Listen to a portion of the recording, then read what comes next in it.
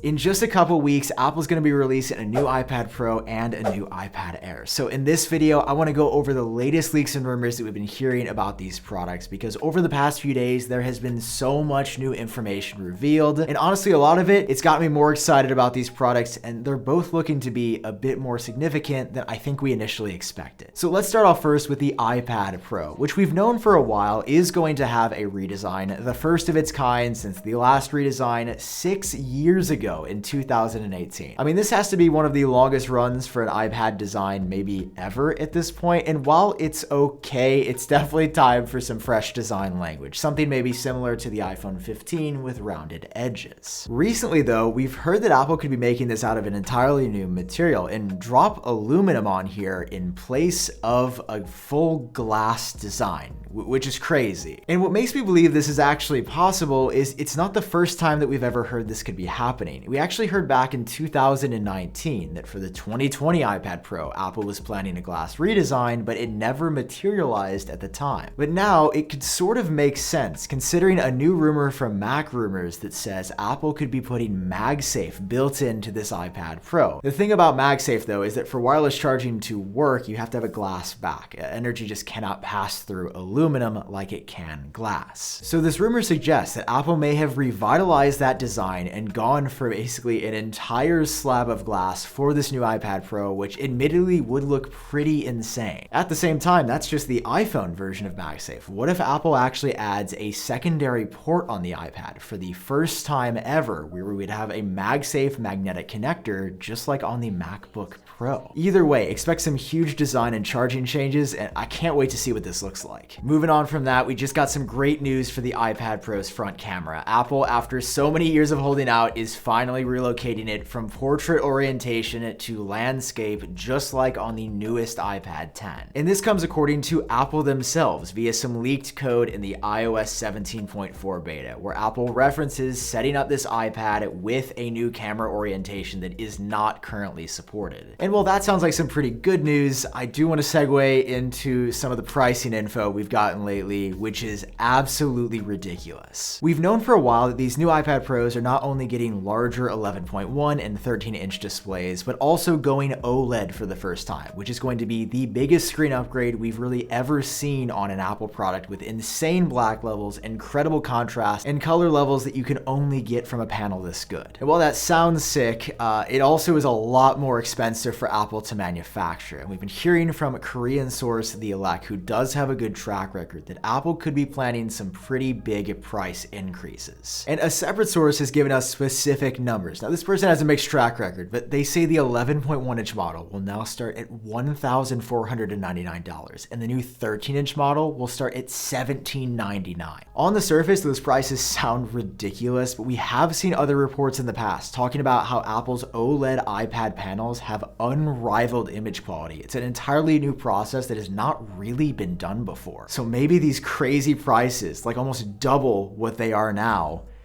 maybe they're not so unrealistic, but I really hope that they are. And feeding into this narrative even more, there's a pretty old rumor that I missed about this new iPad Pro from about a year ago that says it's going to have 4 terabytes of internal storage, an option that Apple has never offered on the iPad, as it currently caps out at about 2 terabytes, which is an insane amount of storage on an iPad. But if the iPad was to actually replace my computer, I would need the highest storage option more than the 2 terabytes that they currently offer. But that idea of 4 terabytes on an iPad is still insane to me. Now, as for the release date of these new iPad Pros, it sounds like it will be sometime in early to mid-April. That is when the panels are ordered to be shipping. That is when Apple will likely be doing the final mass production run. And this also matches up with Mark Gurman saying that Apple will be holding an event sometime this spring. The thing is, while the hardware for this next iPad Pro sounds great, I can't wait to try that, we're still hearing that it will likely be running iPadOS, which is just a souped up version of iOS that seems confused about what it wants to be. And lately, I've been noticing myself get more and more distracted when I'm trying to take notes or get work done on my iPad. And that's why I'm so excited to show you this. This is the Remarkable 2 that sponsored today's video. It's the thinnest tablet in the world, and it's the only one that feels just like paper. It has a large 10.3-inch digital display, and that means that it looks, works, and feels just like actual paper. There's no backlight, which means no eye strain, so you can use it for hours without feeling fatigued, no glare, and up to 2 weeks of battery life on a single charge. And I've tested this, it is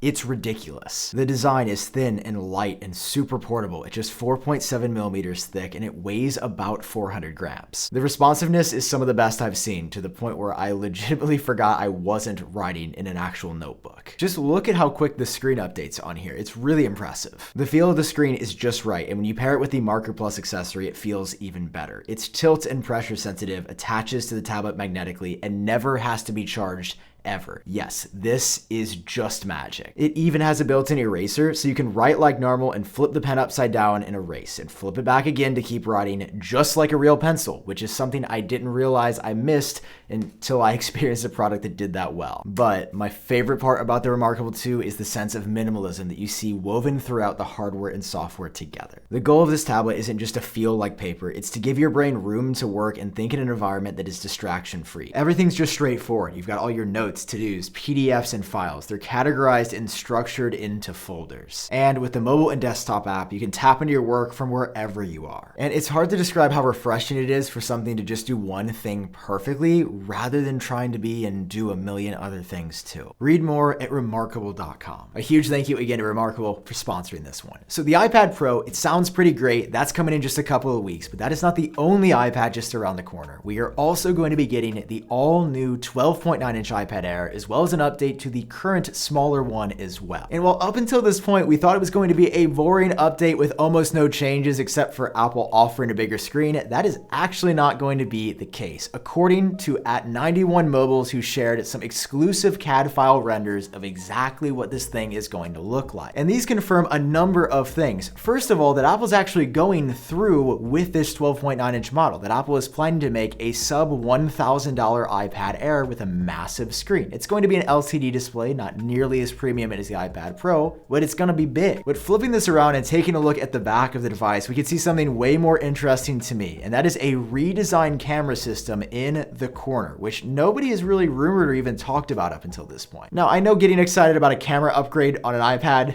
is a bit silly. Listen, I'm with you there, pal. But at this point, I feel like the design language of the iPad Air is so still that I'm excited to see any changes whatsoever. And maybe Apple does do a significant camera upgrade for things like augmented reality, as that is something they are always hyping the iPad up for as an applicable use case. The thing with CAD files, though, is they are just the roughest design possible. They don't really bring the product to life. But I did see some really dope renders from Zelzoid Designs, who mocked up what this could look like in full color, and it does look pretty hot. It looks like the new camera bump will be sticking out just a bit, but I have a feeling that Apple is doing that for a reason, likely for a new sensor upgrade or lens design. We also have a better look at the screen matched with the bezels, as well as a composition of both the front and the back together. It is obviously Apple's mid-tier iPad, but there's at least more happening with the design than we initially thought, which I appreciate. Aside from these minor design changes, though, Apple's not going to be tweaking a ton other than a new M2 processor on the inside that is just a quick little spec bump. But something that I missed that is nice, will have faster Wi-Fi 6E and Bluetooth 5.3. And Bluetooth 5.3, even though it's named really weird, like it doesn't matter, it's actually kind of a big deal. It's a faster, more stable version of Bluetooth that also has better range. It's just much better. So that will be a very nice in the background up there. We're like, if you're buying this, it's a bonus, but nobody's actually buying it for Bluetooth 5.3. At least I hope not. And again, rounding out the iPad Air, similar evidence to the iPad Pros, the displays are already in production. This comes courtesy of Ross Young, who is essentially one of the best leakers ever to exist and is almost never wrong. Apple's actually been producing these panels all the way since December. So I don't know if that suggests that they're planning to sell a ton of these, because usually they don't start production that early, or I think it means that these are coming sooner rather than later, maybe in March instead of April. We know Apple's planning something, and I'll have a whole video coming soon on Apple's March/April event, in which there is quite a few things that are just around the corner. Not to mention Apple Vision Pro. It is also going to be here in less than 2 weeks at the time of making this video. So get ready and buckle up, because Apple's early 2024 is going to be wild, and I've actually made a video on everything Apple's doing in the entirety of the year, in case you're curious, because it is going to be maybe the most insane year on record. I say all this to say I'm excited, and that I appreciate you guys for watching, and that I hope Apple does something with the iPad Pro, specifically with the software, because I need something that is not as cluttered and chaotic as it is now. It is becoming laborious to use an iPad. Okay, thank you guys for watching. Hope you're doing well. See you in the next one. Bye-bye.